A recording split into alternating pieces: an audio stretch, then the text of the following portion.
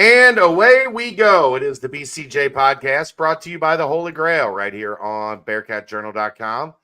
If you're down at the Banks, taking in a Reds game, seeing a concert, any of that kind of good stuff, make sure you are stopping by to visit our good friends at the Holy Grail.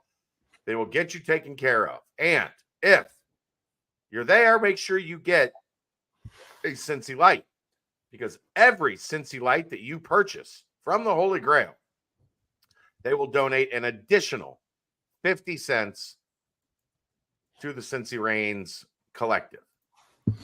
So get down to the Holy Grail, have a good time, have a few cold beverages, enjoy yourself, and make sure you're supporting UC Athletics and, as always, Bearcat Journal while you're there.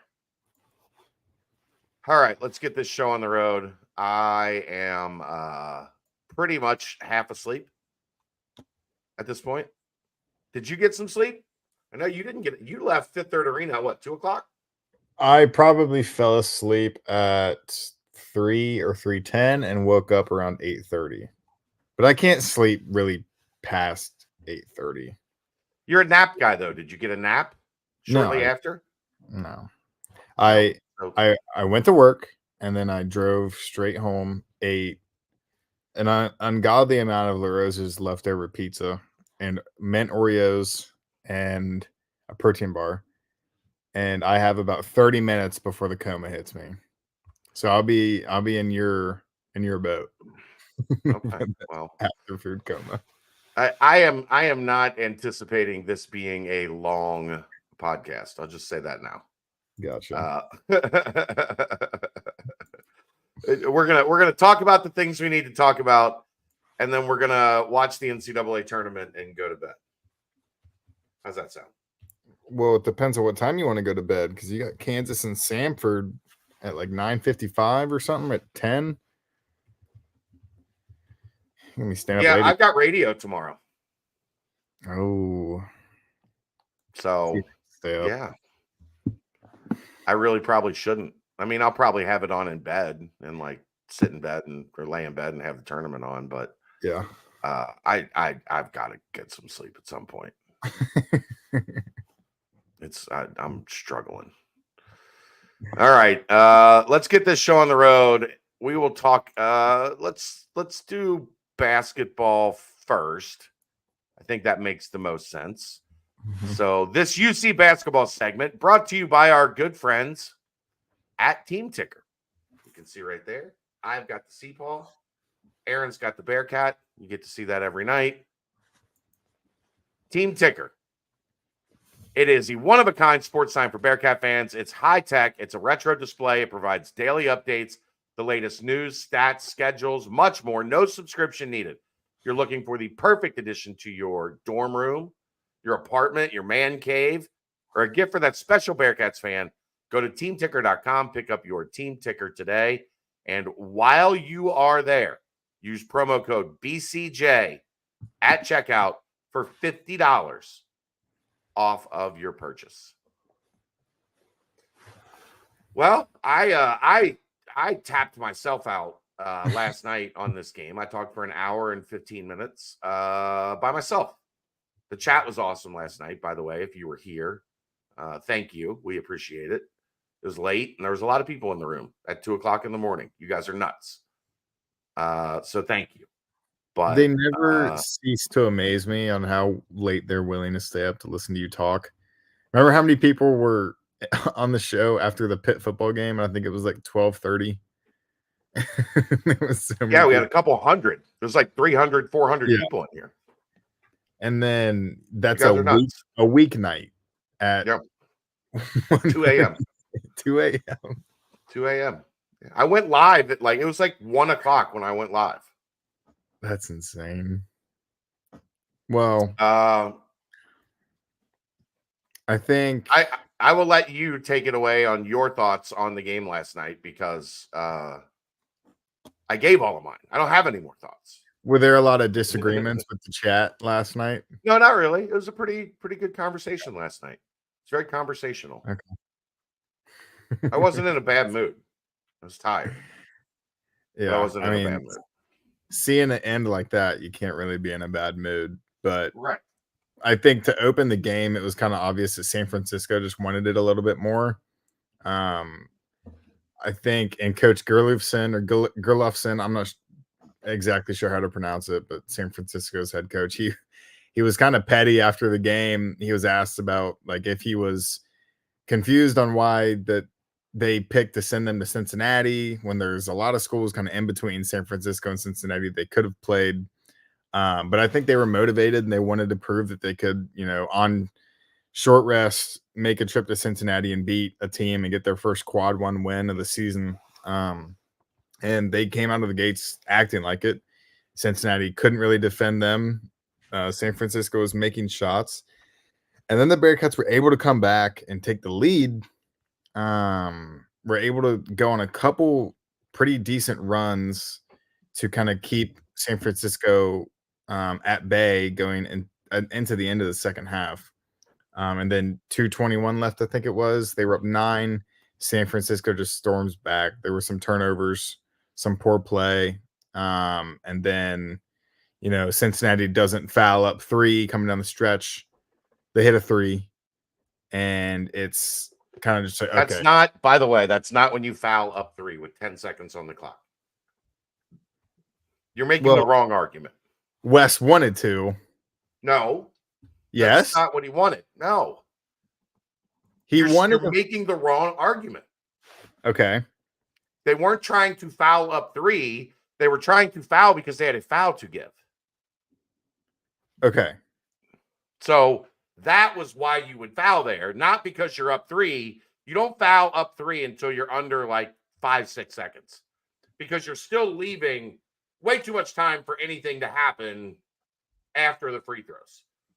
But what you're supposed to do there, and what they were instructed to do there, is foul so that you slow down their momentum, you can set up your defense, and you kind of get a chance to like reset.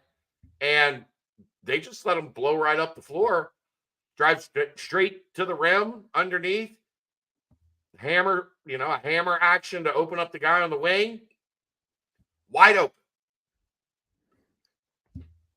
What?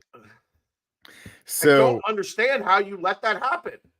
So would they have fouled if they didn't have a foul to give? Not at 10. You would have waited until it got to 5 or 6, and then you would, you want to foul at that point in time.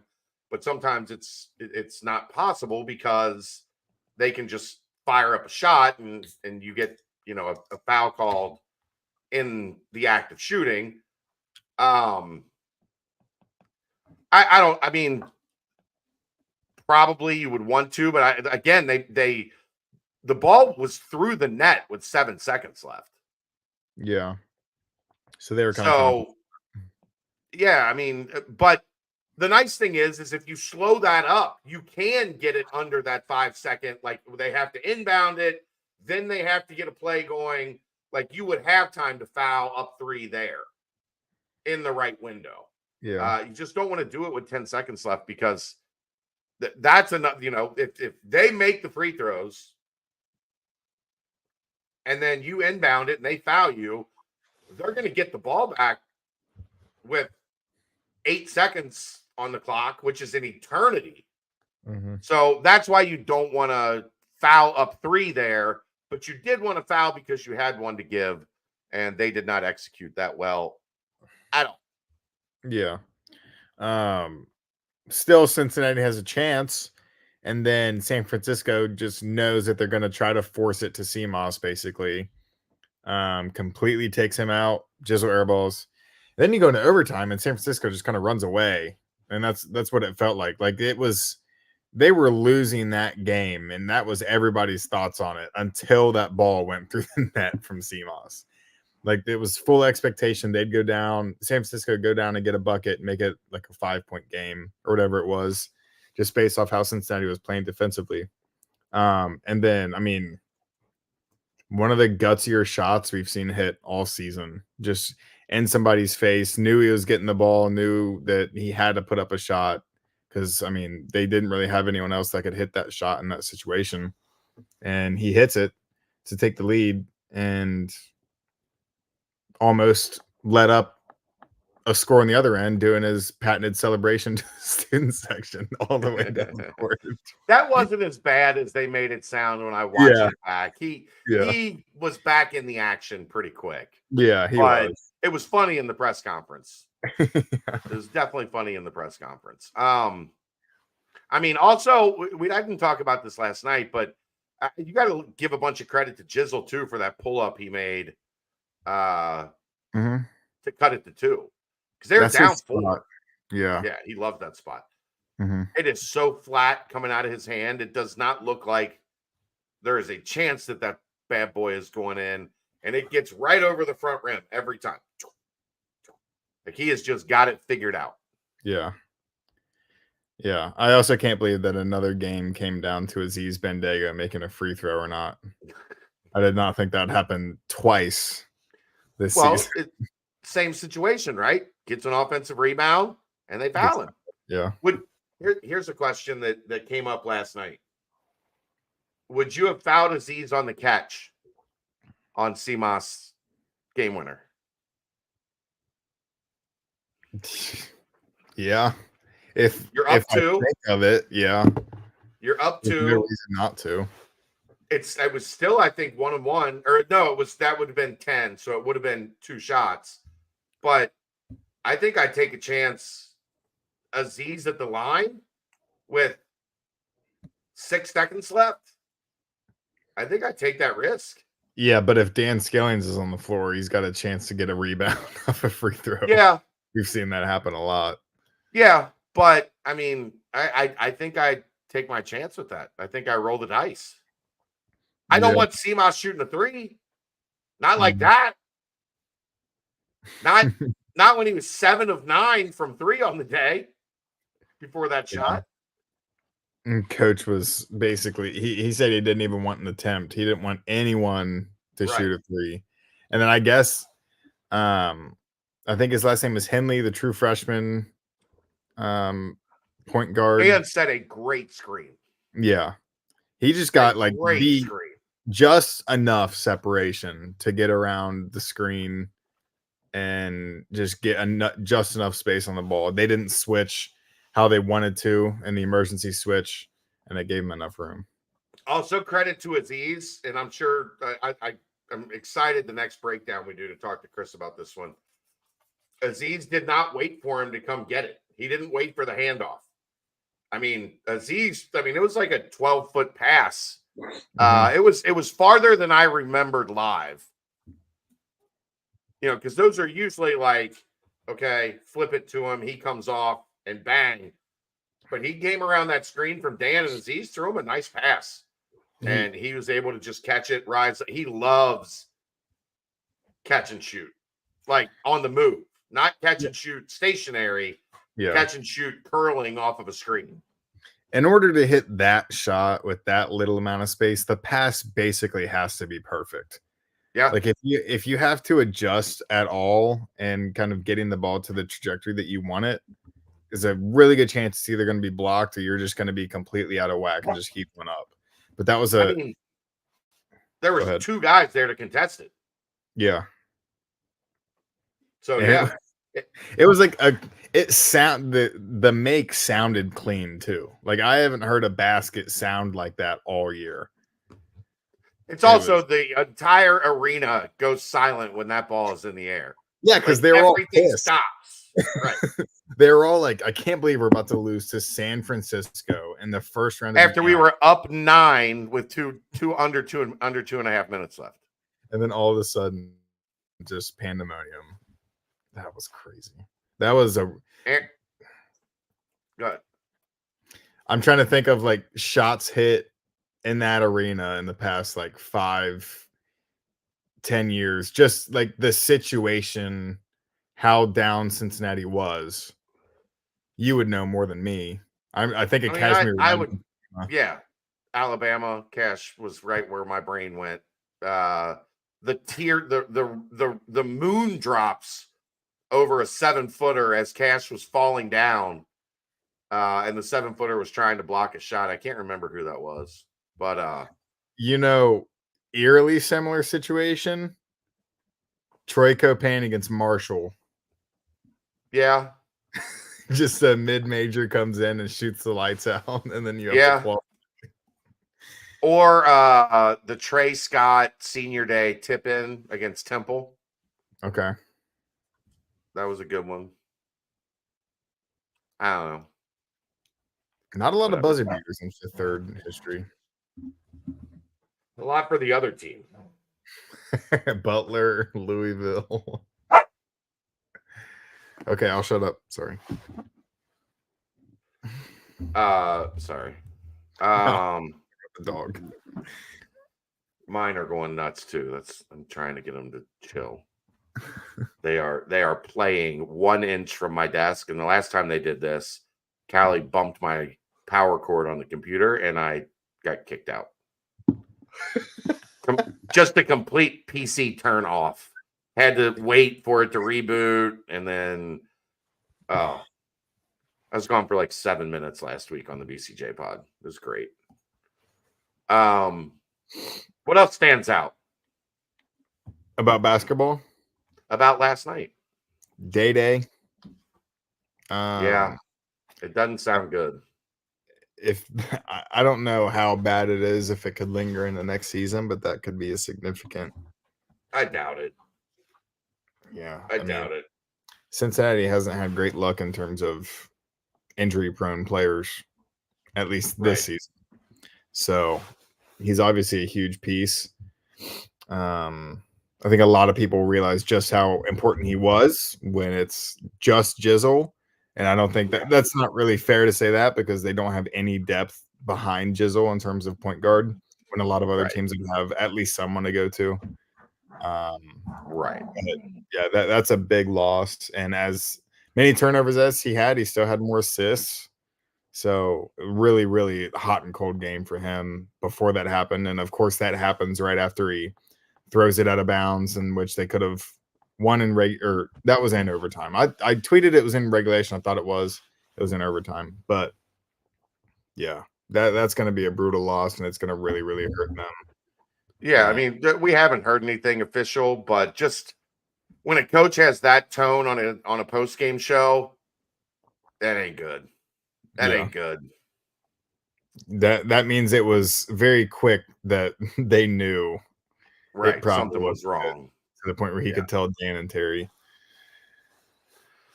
No, that's, I mean, are you going to the CJ Anthony break glass in case of emergency for maybe a stretch or two against Bradley on Saturday? I think you have to, unless you want CMOS to run point forward. I think here's the problem with that. Also, though, Keegan, we were talking about the other night, you really almost don't even have enough wings to do that, because if you run CMOS at point, then you're going to have to go Dan, Josh, and John. If you're still playing small, unless you go Odie or Vic at the 4. Cincinnati and not having enough wings. I didn't think that would be a sentence I'd say this season. It's crazy, because you should have had an abundance. I mean, Wes talked about it at one of his radio shows. He said CJ was close to cracking the rotation earlier this season just because of how well he can shoot. Yeah. So if he can make 3 threes or something like that, just get open shots and make a few threes, that could. We're talking about different things. I'm talking about him playing like point guard, 2-minute stretches to give Jizzle a little bit of rest. Oh, I mean, I think he could do more than that. I don't know if he's just going to do 2-minute stretches, just play Jizzle and just get him rest during the media timeouts. No, but that's kind of what I'm talking about, is you work it around the media timeout a couple times so that, you give him a little bit of extra time on the bench to kind of recover, where you do it strategically. I mean, look, Bradley's good. Like, you do not want to put that in a situation where he's out there for 12 minutes. Yeah. Because I think his defense is going to be less than serviceable if he's playing over 30 minutes. I think it's going to be really tough for him to keep up. Yeah. So even if even if you just bring in CJ for maybe 8 to 10 minutes, maybe even play. I'm not sure. Playing both at the same I'll go time 6. doesn't make sense. 6. I'm gonna go 3.5. I'm gonna go over 8, Okay. just to make sure Jizzle's in the game at the end. You've been wagering a lot today. You want to wager? Gosh. 6.5 over under minutes on CJ Anthony. I will take the over. I'll take the under. We'll let you know what we decide is the wager. He's a veteran. He knows the offense. I think he plays with a chip. I remember it was the West Virginia game. He came in and West told him no shot to take a shot clock violation, and he threw his hands up. Like, what do you mean? I want to shoot. He does want to. The happiest he's ever been was last year when they played Mike Davis's kid, who shot like 30 times a game, and he got to be him on the scout team. And he was just chucking, boy. Anytime he got like a quarter of an inch of space, shot up, like CJ was in heaven. That was the best. That was the best 3 days of his life. I think it'll be interesting if he comes in and he can make a 3. Does it just keep him out there for just a tad bit longer? Yeah, maybe. So, maybe. You might be seeing the genesis of a star in the making. Ladies and gentlemen, he makes like 10 threes. His tournament glow up. Yeah.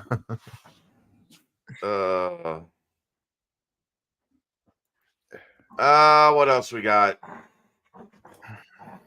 Jamil and Vic did not look like they were interested in playing in the NIT. No, not really. That's not a good sign for either of those guys. Like, I thought for the most part, early they were a little disconnected defensively, like you talked about. For the most part, the effort was good. I didn't think those two guys played particularly hard. And at the end of a season, when there's about to be a lot of tough decisions made, that's really not what you want to put on tape. Yeah. Because a little bothersome. That situation, NIT, against a mid-major, it's kind of similar to Big 12 at home when you're up 15 with 7 minutes left, and then you blow a lead, or you're at West Virginia, have all the momentum, and then you blow a lead.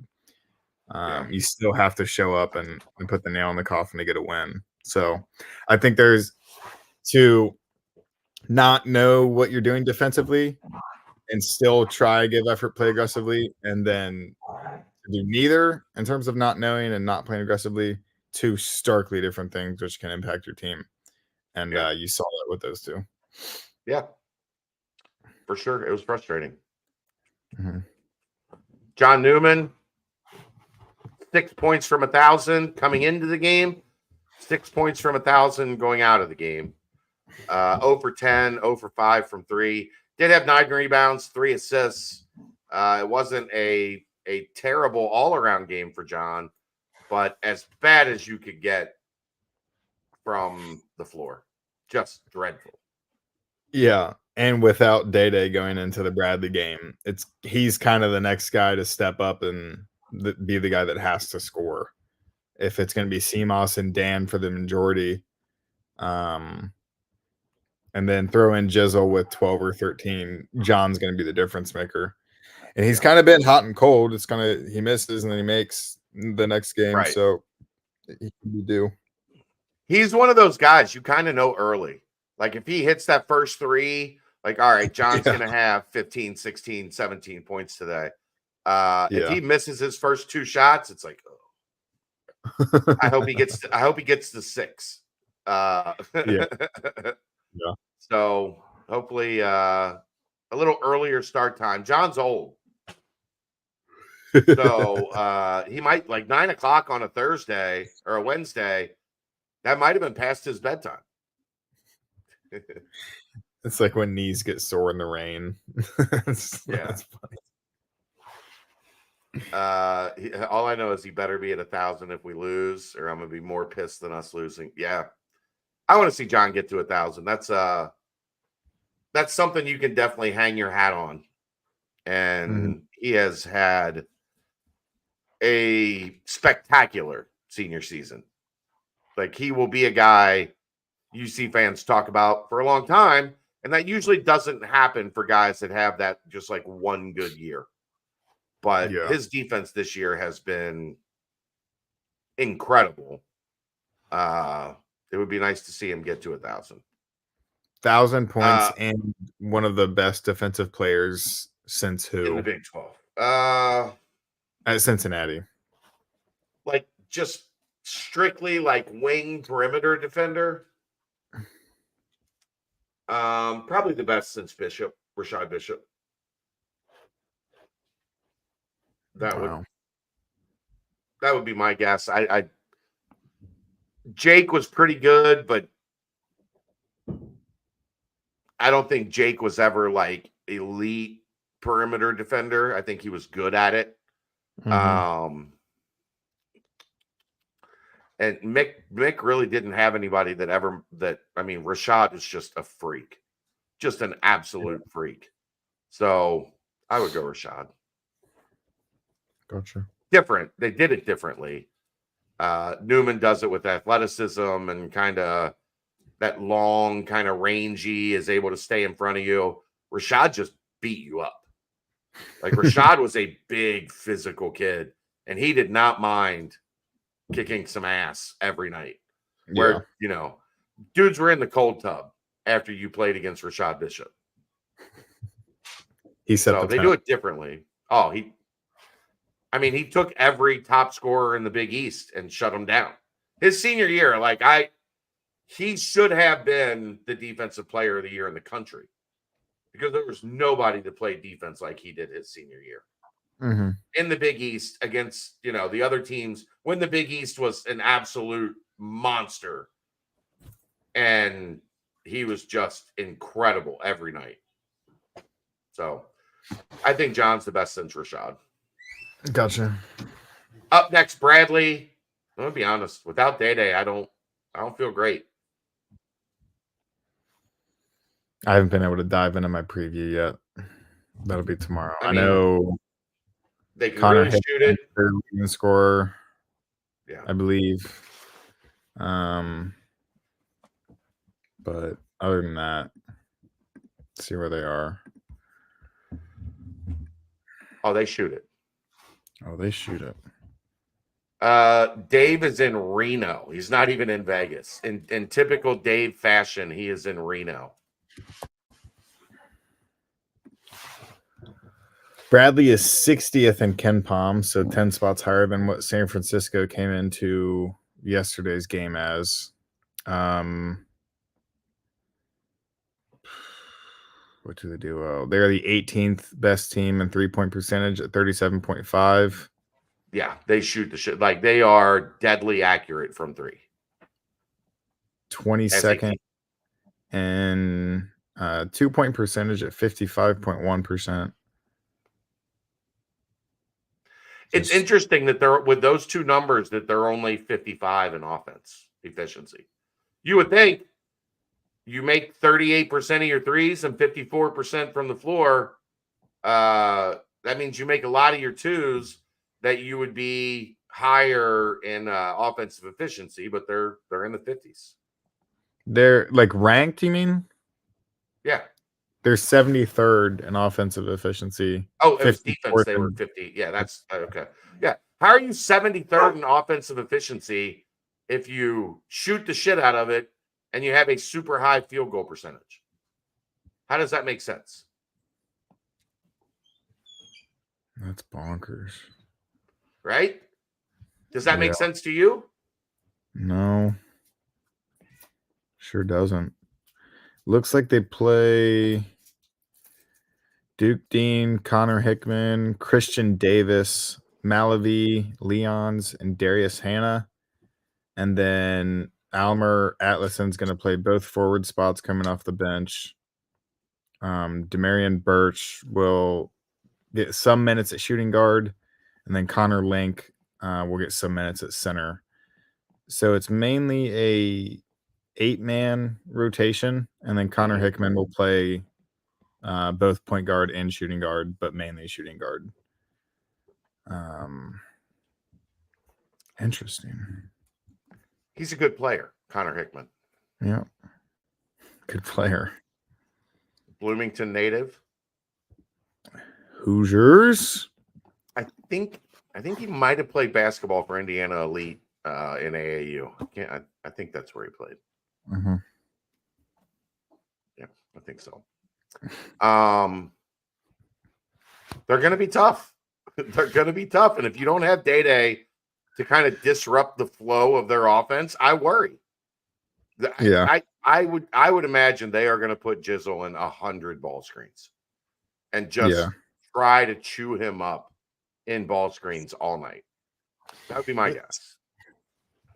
The interesting thing, do you try to just shut down Jizzle and take away the start of the offense, or do you try to shut down Dan and take away your most consistent offense? I'm not even really worried about them, like their defense against Cincinnati's offense. I am worried about their offense against Cincinnati's defense. Like, really worried, because teams like them that can stretch this defense out and they can score at the rim. We have seen those type of teams have a ton of success on this defense in stretches. Mm-hmm. So are they going to be locked in defensively? And how much lower is their ceiling defensively if Day-Day's out? Because they're obviously, even if they play great, they're not going to be as good as if you had Day-Day on the floor defensively. So how much does the ceiling drop? Can Jizzle play really well across long stretches of minutes without, like, you're not going to, there have been a couple times throughout this season where they brought Jizzle in. He's had a bad stretch. They took him out and let him kind of settle in and then put him back in. If you don't have Day-Day, you're not going to have that luxury of just like, get over here and let's talk about it. Yeah. He's going to have to be on the floor, and he's going to have to, like, this is, honestly, I like it though, because this is an opportunity for him to learn what it's going to take for you to really earn 30, 35 minutes of action. Because in order for you to earn that, you have to be really good on both ends of the floor. Yeah. So, that part I think it could be really good for his development, personally. It'll be funny if, we're kind of talking here and saying, well, he needs to do this and he's probably going to struggle defensively. And then he just goes out and drops like 34, just takes complete control of the game, and that attitude that he has sometimes when he's kind of leading the team offensively. I think it was BYU and Xavier earlier this year is where he just kind of went off. And he's capable of doing that. It's just both ends of the floor, basically. Yeah, but the problem is if you score 34 and give up 40. Yeah. Your plus minus is still negative. Yeah. Thoughts on Royer catching heat from typical Bearcats Twitter trolls for saying NIT is embarrassing? I don't. If you have them labeled as a Twitter troll, I will let you in on a secret. There's a 95% chance I just have them muted, and I don't see any of it. It's progress, Keegan. I used to just block everybody. Yeah. Now I just put them on mute, and that way they still have the ability to see my brilliant prose and hear what I have to say, but I don't have to. My timeline is less stupid, and I argue less if I don't see the stupidity. Yeah. So there's a pretty good chance that I don't see them. Oh, I don't. He's been blocked. I tried to unblock him. I couldn't do it. So he's blocked. But I appreciate him consuming the content. Thanks, Matt.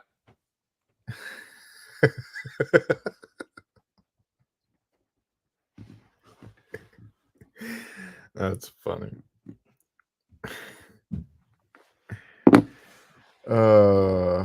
I can't wait. If they beat Bradley and Indiana State can move on, I really, really, really want to go to Terre Haute and watch that game. And anyone who wants to travel for a game, travel for an NIT game to watch Cincinnati continue playing, I would highly recommend you make that drive to Terre Haute to watch that game because that atmosphere is crazy. They love their team. They love their players, and they know that Schertz is going to St. Louis soon, so they're kind of soaking up everything he has left as the head coach of Indiana State. So I'm day tripping at Jeffrey. I'm not getting an Airbnb in Terre Haute. That sounds dangerous. No, absolutely not. I'm not paying for that. I couldn't imagine what that would look like. Terre Haute is like 45 minutes from Bloomington, so I will crash with a buddy. Driving past Terre Haute was just like, no, I'm good. I don't even want to drive past here. I don't feel good driving past here.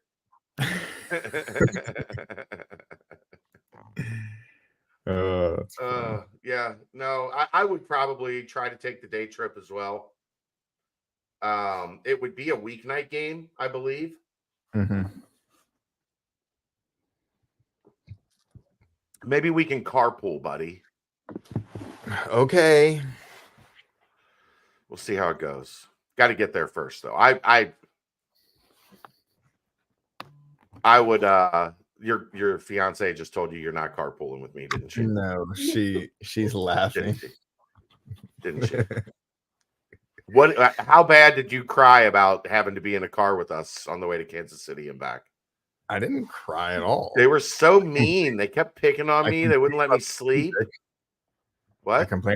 I've complained about the music. It's great music. It's not our fault you have bad taste in music. Bob loved it. Oh, Bob, that I will never forget Bob on that trip. Bob rapped. Were you awake when Bob was driving and rapping?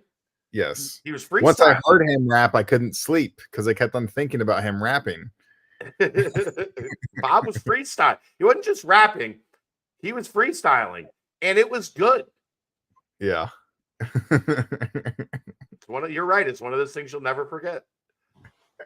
And Brent was in the back seat asleep.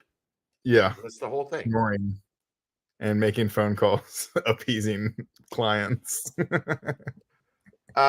we play the 1530 intro music playlist? Jared Taryn was on the trip. So Taryn had the ones and twos pretty much the entire way. So Taryn was co-pilot and DJ the entire trip. Nobody even questioned the front seat. No. Basically because I guarantee Brent and Keegan we're definitely not going to be like, Taryn, I got shotgun. No. Especially because the backs of our seats had TVs and we watched the playoff games. Yeah. So yeah, there were some benefits. But you also, under no circumstances, were going to tell Taryn he had to sit in the back. No. And I think Brent asking to switch with Bob was one of the more blasphemous things I've ever seen in my life. That was unbelievable. Unbelievable. Unbelievable. Bob is the nicest man on the planet. I think what it was is he was scared. He wasn't going to make Taryn move. He wasn't going to attempt to make Taryn move. Taryn wouldn't have moved. So he picked on Bob, and he made Bob move. And claimed it was because he had to work. And then he sprawled out across the back seat and slept. And snored. And snored.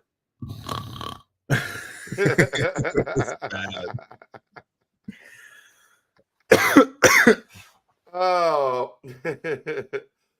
Anyhow, a little sidetrack there. But I worry about Bradley. Like I think they're well coached. I was worried about San Francisco. I was rightfully so. Yeah. Rightfully so. you would think at home, hopefully they can pull it out, but I think people are gonna get a glimpse Saturday of how important Day Day has been to have on the floor as much as he's been on the floor. Yeah. And the only inverse of not seeing how important he is just Dan, Seamoss, and Jizzle shoot lights out, and it's an offensive shootout that they win. But then, even then, when you give up 79 points to Bradley at home, you'll understand the difference. Yeah, I agree.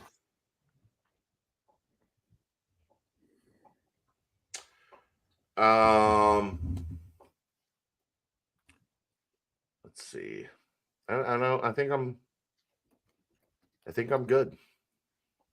I think I'm good too. No Dave from Reno. I mean, Aaron said he sent him the link, so Dave has an opportunity to join us from Reno, but he has not yet. So, what time do you think he started drinking? What time do you think he woke up? Dave is in Reno for the NCAA tournament. So interesting spot to pick. Oh no, that's totally Dave. Like, forget Vegas is insane now. Like, Vegas is not fun anymore. There's too much. When was the last time you went to Vegas? Like 18 months ago. Oh. Mm-hmm. You were there with a child, though. That's a little different. Yeah, but no, I just mean like the way Vegas is now, it's too much. Like, the only way Vegas is good now is if you're just kind of staying in one spot.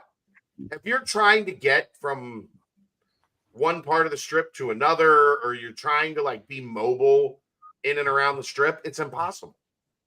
Just walk. So if you no, even that, Aaron, it's just blam, shoulder to shoulder. You're just walking with a herd of people everywhere. So you can't really walk fast unless you're going to be an asshole about it. And like, it's awful. It's terrible. So, or you go to Old Vegas. That could be fun. But I just, unless you're going to like, I'm just going to stay here. This is my hotel and they've got everything I need. And I'm going to treat this as like an all-inclusive resort. Then you're probably okay. But if you're trying to get out and like move around through Vegas, yuck. Which we're going to do this summer, going from an Airbnb hotel to Allegiant Stadium. I mean, if you're smart, you can stay at a resort for pretty cheap if you know what you're doing. Okay. I don't. Yeah, I didn't agree that I was sending you to Vegas, though. Who do you think I'm going to send to Vegas? Me or you? Maybe you should book his trips. Yeah, go ahead. Just to make sure that you're getting the right dates. You can stay at like Excalibur for like $70 a night. Also, yeah. Aaron, by the way, the only reason we went to Vegas 18 months ago is because I screwed up the checkout date. Oh, I remember. And we had an extra day. So we went to Vegas for the day because I checked out a day before. You pulled a Keegan. Yeah, you pulled a Keegan. Awesome. We partied hardy. Out. Out. But he wouldn't let me go to the M&M store because he's a loser. The M&M store was a mile down the strip. It would have taken us an hour and a half to get there. Jeez. She's always got to have something to say. Hilarious. Always got to have something to say. Yeah, let's timestamp it because I think I'm good on basketball. I don't think I really have anything to add. This timestamp brought to you by Turtles Brew. 0 sugar, 0 carbs, gluten-free, 6% ABV, bourbon-infused sweet tea. They have lemonade tea, cherry lime, raspberry peach, orange vanilla. There's 100 locations around Ohio, over 100 locations around Ohio. Visit turtlesbrew.com for more information and locations. Hold on a second. Where did that go? Anyhow, turtlesbrew.com. They will get you taken care of, and you can. They're coming out with a new product. I thought I had a preview of it in here, but it is escaping me at the moment. Oh, there it is. There are some talks, Keegan. Turtles Brew is going to be available in 12-ounce packs very soon. Like almost like Capri Sun little Turtles like packs for adults, and you can get them single or 5 packs. So that's a little birdie told me we might be seeing that from Turtles Brew here in the near future. Is that legal? I feel like that would be bad for competition. What do you mean? Turtles Brew's pretty good. Right. Putting them in those packs. Right. Right now they're just in like containers. Chug them. And you still drink them. 12-ounce packs could be dangerous. Very dangerous. But yeah, when that's live, we'll let you know so you can go find them. All right, we did 45 minutes on basketball. We've got about 13 minutes left on football. I'm kidding. We'll talk about it until we're done talking about it, and then getting the hell out of here. 14 minutes. 13 minutes, 15 seconds, whatever. Spring football today. Full pads for the first time. They have 2 practices, basically just in helmets, 2 practices in shells, and then the 5th practice is always full pads. The first full padded practice, Keegan, the defense was flying around today. Yeah, Jordan Young making a lot of plays, tackle for loss in the run game, hard hit in the run game as well, both on Manny Covey, poor kid. And then Kai Stokes made some really good plays, made a diving interception, jumping a route off of Brady Lichtenberg throw, but just a lot of hard huge hits. hit over the middle too, where he came up in support on like a shallow crosser, and he just decked somebody. It's like, woo, okay, Kai. Yeah, I didn't know it was like that. Yeah. I really am starting to have an affinity for Kai Stokes, and he's got a chance to be really good. He's pretty good. Mekhi Miller talked to us after, and he said, "Yeah, there was some extracurriculars going on. The testosterone is building up." Was the quote that he used? Not having. I think he's going to be your starter at the star position. Mekhi Miller. Yeah. Okay. It's still so tough to tell because they're still working in these pods. Yeah. Like the safeties have a group, like 3 different groups, and they rotate, and the linebackers have groups and they rotate, and the D-line has groups and they rotate. So it's never like 1s and 2s yet. Mm-hmm. And they're doing it to get as much on tape with so many new guys. You want to get as much on tape as you can of as many combinations. And but the best I can tell, the number 1 safety group is Mekhi Miller, Kai Stokes, and Derek Canteen. Obviously subject to change. It's early, but those 3 guys seem like the 3 guys kind of out in front at safety. But I'm really starting to like Kai Stokes. And then the corner group to complement that would be Jordan Young, Ormani Arnold, and Kalen Carroll. Kalen Carroll's been out. So the first 2 guys have been Jordan Young and Arnold. Okay. But that's, is flexible as well. Yeah. He can kind of bounce between spots. He has seen some of the time with that first group at safety. Just kind of rotating in, but yeah. So go ahead, continue, carry on, my wayward With son. football? Yeah, I thought quarterbacks they didn't really get the ball down the field much today. No. There was one almost good throw. And Did he end up connecting with Royer on that touchdown on the far right side? I don't think so. Okay. But don't quote me on that. I was on the other side of the field, so I had a bad angle to see as it went to the corner. I know it looked like a good ball. It looked like it was Sorsby was just a touch, like 6 inches off on like 2 or 3 throws today that would have gone for big gains. And we're not talking like 30, we're talking like 50 yards down the field, missing by, just over the top of the fingertips. Yeah. One of them was on the run too. It was a pretty nasty ball. Kind of just extended the play, and Barry Jackson extended it as well downfield, and he was open. He just missed him by like 6 inches. They hit it. Yeah, those two hit it yesterday, Tuesday. Remember, Yeah. they hit that play down It the was a sideline really on weird Tuesday, play. Yeah. and today they barely missed it. Yeah. Evan Tangasol, I'm not sure if you saw this play, but he kind of just had like a assert your dominance block on, I think it was Derek Shepard. Just kind of shedded him to the ground. Not really a pancake, kind of a reverse of a pancake, because then you just kind of throw him. Not exactly just topple him over, but Would that be batter?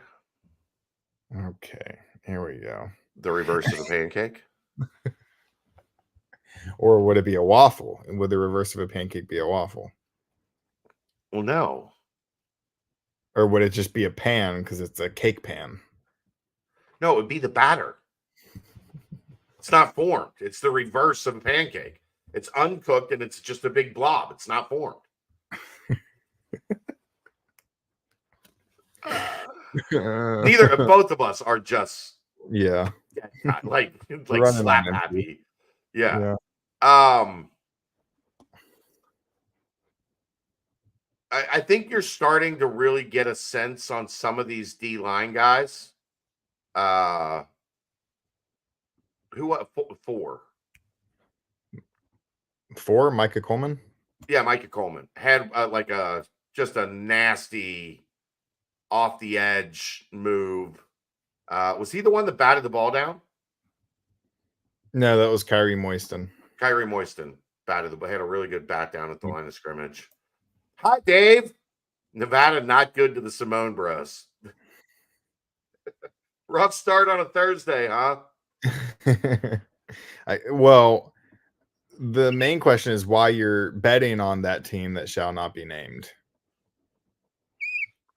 I think it like means he's in Nevada, Keegan. Okay. Could have bet on Nevada. Yeah, but I think he's saying overall, being in Nevada is not being good to the Simone brothers. Like they're getting their ass kicked on their gambling today. Yeah, because they took live money line Nevada when they were up 19 points.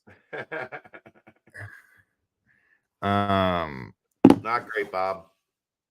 Yeah. What's your first 5 practice impression on Sorsby? Looks comfortable and loose. Mm-hmm. He's starting to gel with his teammates, and I think he just looks confident in throwing the ball, and he's not afraid to try to make plays. I think that kind of bit him in the butt a little bit last year with some interceptions at times, and it could bite him in the butt again this year with that same result. But he's not afraid to take some risks, take some chances with his arm, and I think he trusts his arm, which is extremely important. And I think it's going to benefit Cincinnati more than it hurts them this upcoming season. What you're saying is he's got a little gunslinger to him. A little bit. A little Josh Allen to him. A little gunslinger to him. I'll tell you what, we've seen him start to, obviously it's not live, so he's not getting hit, but seeing him start to make some plays with his legs, he looks pretty good running. No, I mean, he's a baseball player. Yeah. He does not, when you look at him, he does not look like a guy that runs well. He looks athletic. Yes, but he doesn't look fast. I guess you know what I'm saying? Yeah. He's got like bigger hips, bigger legs. He doesn't look like a speed guy. But when he gets in space, he runs with some power. And I mean, the past 2 days, I think he's had a couple good days running the ball. If you watch his high school film, he was mainly a running quarterback out of Lake Yeah, he Dallas. was recruited to run the triple option at the service academies as a quarterback. Yeah. And when he committed to Indiana, I was watching his tape. I basically always expected him to be a running guy at Indiana, which I think is true freshman year. When he the little bit that he did play, he ran a decent amount. And then last year, I think there was probably a level of, you know what, we all know what the result of this season is going to be. I'm just going to go out and sling the ball around the field and just see what happens. And it ended up working, almost beating Penn State on the road. So I think that built his confidence, and it kind of just told him, like, I mean, yeah, I can run, and I can run over 3 people at one time against Illinois, and I can also just throw the ball down the field and complete some tough passes. He's he carries himself like a star quarterback. Yeah. Like being around him a little bit now and like getting to like get a little bit better feel for his personality and who he is. Like he definitely has like a star quarterback vibe to him. Mm-hmm. Good day for Chance Williams, I thought. Very good day. Three or four runs where it was like there's that extra gear that we've heard about with him. I mistook him for Evan Pryor. I thought it was Evan Pryor the first time, and I was like, no, that's Chance Williams. So he had a good day. Manny Covey continues to kind of just provide a little bit of spark, and he's getting a lot of carries. I will say that. So they're really trying to throw him to the wolves a little bit, but he's showing some bursts. He had a big gain down the right side today at the end of practice. I think he beat I know he just beat a like linebacker or defensive back and just juked him out of their shoes and then went for like 30 or 40 yards. So running backs had a pretty decent day, but Chance Williams was definitely the star. Yeah, I mean, Chance Williams is really interesting because he can be that guy, I think, end of a half, end of a game, where when you put him in after you've been running at a team all day, like all of a sudden he just puts one foot in the ground and he's to the house. So He's yeah, Brian Montgomery. No. I mean, just the 3 running backs they had. Like it wasn't there was a clear one, but then Miles and Ryan were the 2-3. Yeah, well, I think Ryan became the 2. Like Ryan earned the 2. Yeah. It's just they're different backs, is what I mean. They don't have the same running style. But Ryan was more kind of shifty, I guess. Like his lateral quickness was really good. Chance is a guy whose top end speed can really cause people problems. Yeah, I got you. But I get what you're saying. Like when Ryan was still working his way back from injury, there was a kind of a 3, 1, 2, 3, where they were even at times like just the first 3 series, there was a different back. Mm-hmm. So yeah, I don't know if we're to that point, but I really liked Evan Pryor from what we've seen of him. We didn't see a ton of Corey today. It didn't feel like, which, you don't have to put a heavy load on him. You know what you have in Corey Kiner. So yeah. Yeah. What else you want to talk about from today? Football practice. Not much. I think we covered most of it. Scrimmage Saturday. So Keegan is going to cover the scrimmage. He volunteered. He is a noble soldier. The good news is you'll probably be the only person at the scrimmage covering the scrimmage because everybody else will be at the basketball game. So guess what? You will not only get great coverage of the basketball game, but you'll get probably the only coverage of the football scrimmage from any outlet. Although, nobody does spring practice like us or fall camp like us to begin with. You can still count on, just because they decided to schedule the NIT game at the exact same time as the scrimmage, we'll still be there for both. Did you take Oakland or Kentucky, Keegan? Kentucky, and I doubled down on Kentucky as well. Oakland up 7 with 8 minutes to go. Make it 5. That would be worse than the Virginia UMBC. That would be worse than a 116? Yes. You've lost your damn mind. Kentucky averaged 88 points per game, and they have 54. But they couldn't defend all year. Oakland only has 61. That's not that much. I'm always rooting for Kentucky's demise. I like Always. Sue me. I do like Reed Shepherd. I think how can you defend Calipari if they lose to Oakland in the first round? With that team. How can you defend Calipari anyway? He's a scumbag. Just in general. Aaron hates Italians. Wow. That's so not true.